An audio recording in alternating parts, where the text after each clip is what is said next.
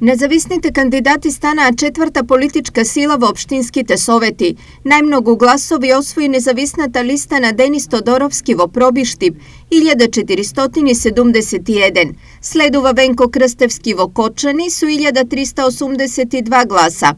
Во Македонска Каменица листата на Дарко Гоцевски со 584 гласови обезбеди 2 советнички мандата, а Слободан Велиновски со 565 гласови 1.